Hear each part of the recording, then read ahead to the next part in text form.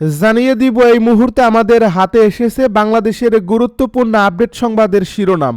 শুরুতেই থাকছে এনসিপি ও ছাত্রদলের তুমুল সংঘর্ষ, ককটেল বিস্ফোরণ। এবারে জানিয়ে দিব গণ অধিকার পরিষদ নেতার মরদেহ উদ্ধার। আরও থাকছে বিএনপিতে যোগ দিচ্ছেন আরেক প্রভাবশালী নেতা। এবারে থাকছে জুলাই অভ্যুত্থানের নামে মব সমর্থন করেন এনসিপি। সব শেষে জানিয়ে দিব বাংলাদেশে আধিপত্য বিস্তারের লক্ষ্যে ভারত টার্গেট কিলিং শুরু করছে। এতক্ষণ শুনছিলেন হাতে থাকা আপডেট সংবাদের শিরোনাম, এবারে বিস্তারিত। তবে তার আগে অনুরোধ রইল ভিডিওটিতে একটি লাইক এবং কমেন্ট করে জানিয়ে দিন ভিডিও সম্পর্কে আপনার মূল্যবান মতামত। আরও জানিয়ে দিন ভিডিওটি কোথা থেকে দেখছেন বা কোন জেলা থেকে দেখছেন। এনসিপি ও ছাত্রদলের তুমুল সংঘর্ষ, ককটেল বিস্ফোরণ। শরীয়তপুরে জাতীয় নাগরিক পার্টি ও ছাত্রদলের মধ্যে ব্যাপক সংঘর্ষের ঘটনা ঘটেছে। এ সময় ককটেল বিস্ফোরণে অন্তত 5 জন আহত হয়েছেন। পরে পুলিশ ঘটনাস্থলে গিয়ে পরিস্থিতি নিয়ন্ত্রণে আনে। এ ঘটনায় একে অপরের বিরুদ্ধে অভিযোগ তুলছে। প্রত্যক্ষদর্শী ও পুলিশ সূত্রে জানা যায়, সোমবার সন্ধ্যায় ইনকিলাব মঞ্চের মুখপাত্র শরীফ ও ওসমান হাদিকে গুলি করে হত্যার প্রতিবাদ এবং খুলনায় শ্রমিক শক্তির কেন্দ্রীয় কমিটির সংগঠক মোতালেব শিকদারের উপর গুলিবর্ষণের ঘটনায় জড়িতদের বিচারের দাবিতে শরীয়তপুর শহরের চৌরঙ্গি এলাকা থেকে বিক্ষোভ মিছিল নিয়ে যাচ্ছিল এনসিপির নেতাকর্মীরা। মিছিল চলাকালে এক ছাত্রদলের কর্মী মোটরসাইকেল মিছিল ঢুকে পড়াকে কেন্দ্র করে প্রথমে কথার কাটাকাটি শুরু হয়। এক পর্যায়ে তার সংঘর্ষে রূপ নেয়। এ সময় কয়েকটি ককটেল বিস্ফোরণের ঘটনা ঘটে। এতে উভয় পক্ষের অন্তত 5 জন আহত হন। জেলা ছাত্রদলের সদস্য সচিব সোহেল তালুকদার অভিযোগ করে বলেন, আমাদের এক কর্মীকে পূর্ব শত্রুতার জেরে রাস্তা দিয়ে যাওয়ার সময় ছাত্রদলের কর্মী পরিচয় দেওয়ায় মারধর করা হয়। এ বিষয়টি জানতে পেয়ে আমরা ঘটনাস্থলে গেলে এনসিপি নেতাকর্মীরা ছাত্রলীগের লোকজন নিয়ে আমাদের উপর হামলা চালায়। আমরা এ ঘটনার সুষ্ঠু বিচার চাই। পাল্টা অভিযোগ করে জেলা নাগরিক পার্টির সাবেক যুগ্ম সমন্বয়কারী সবুজ তালুকদার বলেন, হাদি হত্যার বিচার এবং খুলনায় আমাদের এক নেতার উপর গুলির প্রতিবাদে আমরা শান্তিপূর্ণ মিছিল নিয়ে যাচ্ছিলাম। এ সময় ছাত্রদলের এক কর্মী মোটরসাইকেলে নিয়ে মিছিলে ঢুকে আমাদের এক কর্মীর উপর হামলা চালায়। পরে তাকে আটক করে ছাত্রদলের সদস্য সচিব সোহেল তালুকদার সহ তার লোকজন দেশীয় অস্ত্র নিয়ে আমাদের উপর হামলা করে। গণ অধিকার পরিষদ নেতার মরদেহ উদ্ধার। সিরাজগঞ্জের এনায়েতপুরে এক যুবকের মরদেহ উদ্ধার করছে চৌহালি নৌ পুলিশ। সোমবার দুপুরের দিকে জালালপুর ইউনিয়নের পারামোহনপুর এলাকায় যমুনা নদীর একটি ড্রেজার থেকে এ মরদেহ উদ্ধার করা হয়। নিহত হাফিজুল ইসলাম হাফিজ এনায়েতপুর থানা গণ অধিকার পরিষদের সিনিয়র যুগ্ম আহ্বায়ক এবং বাউখোলা গ্রামের কমল মুন্সির ছেলে। স্থানীয়রা জানান, গণ অধিকার পরিষদের নেতা হাফিজ সহ বেশ কয়েকজন মিলে জালালপুর, আরকান্দি ও পারামোহনপুর সহ আশপাশের এলাকায় বালির ব্যবসা করে আসছে। রোববার রাতে ড্রেজারের বাল্ক হেডের ইঞ্জিনের অংশে সহযোগীদের সাথে খাবার খেয়ে ঘুমিয়ে পড়েন হাফিজ। সোমবার সকালে তার মৃত্যুর বিষয়টি জানাজানি হলে এনায়েতপুর থানা ও চৌহালি নৌপুলিশ ঘটনাস্থলে গিয়ে তার মরদেহ উদ্ধার করে। চৌহালি নৌপুলিশ ফাঁড়ির ইনচার্জ ফিরোজ উদ্দিন জানান, নিহতের শরীরে কোনো আঘাতের চিহ্ন নেই। প্রাথমিকভাবে স্বাভাবিক মৃত্যু মনে হচ্ছে। পরিবারের সদস্যদের কোনো অভিযোগ না থাকায় মরদেহ তাদের কাছে হস্তান্তর করা হয়েছে। এবার বিএনপিতে যোগ দিচ্ছেন আরেক প্রভাবশালী নেতা। ত্রয়োদশ জাতীয় সংসদ নির্বাচন সামনে রেখে এবার বিএনপিতে যোগদান করেছেন ফ্যাসিবাদ বিরোধী যুগপৎ আন্দোলনের শরিক 12 দলীয় জোটের সমন্বয়ক ও বাংলাদেশ জাতীয়তাবাদী দলের চেয়ারম্যান অ্যাডভোকেট সৈয়দ এহসানুল হুদা।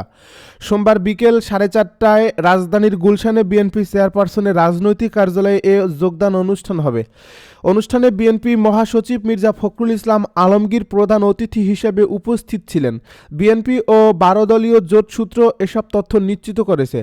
তবে সৈয়দ এহসানুল হুদা তার নিজ দল বাংলাদেশ জাতীয় দল বিলুপ্ত করে নেতাকর্মীদের নিয়ে বিএনপিতে যোগদান করবেন নাকি একাই বিএনপিতে যোগদান করবেন সে বিষয়ে তখন কিছুই জানা যায়নি।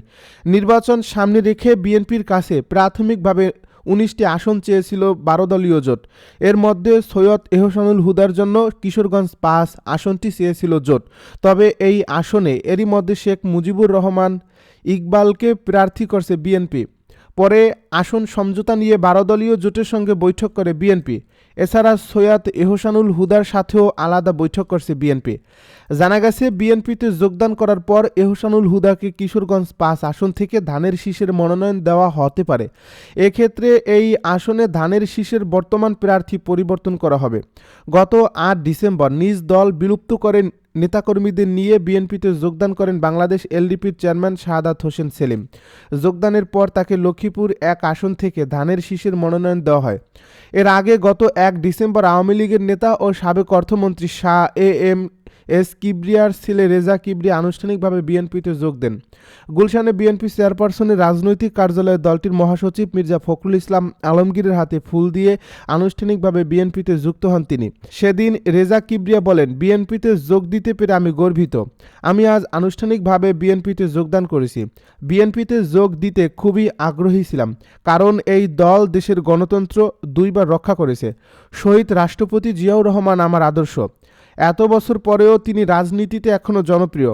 তিনি বলেন, বিএনপিতে যারা নেতৃত্বে আছেন তারা তরুণদের স্বপ্ন পূরণ করতে সক্ষম হবেন। বিএনপির ভারপ্রাপ্ত চেয়ারম্যান তারেক রহমান পরিবারের ধারা বজায় রেখে চলছেন। সবাই সাহায্য করব নতুন বাংলাদেশ গড়তে। উনি বিদেশে আছেন, এটি দুঃখজনক, কিন্তু তিনি বিদেশে থেকে যা শিখেছেন তা নিয়ে দেশে ফিরবেন, যার মাধ্যমে দেশের উন্নয়ন হবে। রেজা কিবরিয়া আরও বলেন, আমাদের দেশের মানুষের কাজের মান খুবই উন্নত। তাদের দক্ষতা বাড়াতে কাজ করলে দেশে এগিয়ে যাবে। নিজের এলাকার পাশাপাশি দেশের জন্য কাজ করতে চাই। জুলাই অভ্যুত্থানের নামে মব সমর্থন করে না এনসিপি। জাতীয় নাগরিক পার্টির আহ্বায়ক নাহিদ ইসলাম বলেছেন, জুলাই গণ অভ্যুত্থানের সময় যে বাংলাদেশ আমরা আশা করেছিলাম সেই পথে আর দেশ নেই। জুলাই অভ্যুত্থান মব কেড়েছি নয়। জুলাই অভ্যুত্থানের নামে মব এনসিপি সমর্থন করে না। সোমবার সকালে রাজধানীর একটি হোটেলে সম্পাদক পরিষদ এবং সংবাদপত্র মালিকদের সংগঠন নোয়াব আয়োজন করে প্রতিবাদ সভা। নাহিদ বলেন, জুলাইয়ের স্লোগানের অপব্যবহার করে পরিকল্পিতভাবে ইনকিলাব মঞ্চের আহ্বায়ক শরীফ ওসমান হাদিকে ব্যবহার করে নাশকতা করা হয়েছে। তিনি বলেন, জুলাই অভ্যুত্থান মব কেড়েছি নয়, পুরো দেশের রাজনীতি নির্বাচনকে একদিকে প্রভাবিত করতেই মবও কেড়েছি চলছে। জুলাই অভ্যুত্থানের নামে এমন মব এনসিপি সমর্থন করে না। বাংলাদেশে আধিপত্য বিস্তারের লক্ষ্যে ভারত টার্গেট কিলিং শুরু করছে। বাংলাদেশে আধিপত্য বিস্তারের লক্ষ্যে ভারত টার্গেট কিলিং শুরু করেছে বলে মন্তব্য করেছেন জামায়াতে ইসলামীর কেন্দ্রীয় নির্বাহী পরিষদের সদস্য এবং বাংলাদেশ ইসলামী ছাত্র শিবিরের সাবেক কেন্দ্রীয় সভাপতি মতিউর রহমান আকন্দ। সোমবার জাতীয় প্রেস ক্লাবে বাংলাদেশ ইসলামী ছাত্র শিবিরের উদ্যোগে সদস্য ও সাথীদের জাতীয় পাঠ্য মূল্যায়ন পরীক্ষার পুরস্কার প্রদান অনুষ্ঠানে প্রধান অতিথির বক্তব্যে তিনি এসব কথা বলেন।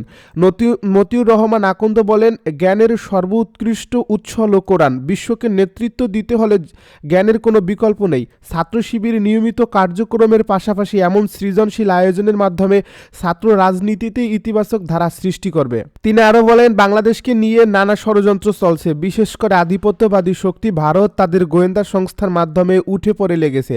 তাদের লক্ষ্য মুসলিম বিশ্ব থেকে বাংলাদেশকে বিচ্ছিন্ন করা, কিন্তু তা তাদের পক্ষে সম্ভব নয়।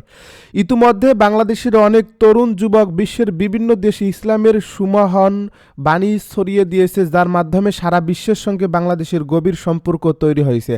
বাংলাদেশে আধিপত্য বিস্তারের লক্ষ্যে ভারত টার্গেট কিলিং শুরু করছে।